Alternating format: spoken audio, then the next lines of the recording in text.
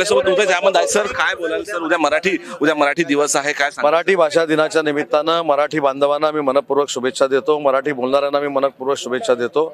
आणि मराठीच्या जतनासाठी, संवर्धनासाठी जे जे काही आम्हाला करता येईल ते मराठी भाषा विभाग म्हणून आम्ही नक्की करणार आहोत. आज सामनामधून टीका करण्यात आलेली आहे. मराठीला अभिजात दर्जा मिळालेला आहे, मात्र मराठी शाळा बंद पडल्या आहेत. त्याच्याबद्दल काय बोलाल? सामनामधनं नुसती टीका करणं म्हणजे मराठीला आम्ही प्रोटेक्शन देतो किंवा संरक्षण देतो असं होत नाही. मराठी भाषेला जर संरक्षण द्यायचं असेल तर मराठी भाषेच्या बद्दल टीका टिप्पणी जी होते ती बंद केली पाहिजे. मराठी भाषा ही आपली मातृभाषा आहे. तिचं संवर्धन करण्याची जबाबदारी जशी आमची आहे तशी सगळ्यांचीच आहे.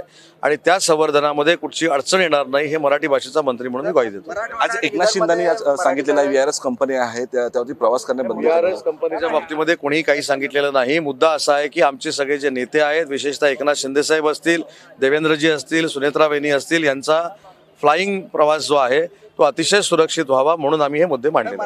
नक्कीच हे होते. तर उदय सामंत मंत्री यांनी सांगितलेलं आहे जो काय प्रवास आहे तो जे काय करायचा आहे, जो प्रवास करायचा तो एकनाथ शिंदे यांनी सांगितल्याप्रमाणे आम्ही त्याचे मुद्दे मांडणार आहे. शिवाजी काळेसोबत मी धीरज कोलप, टॉप न्यूज मराठी, मुंबई.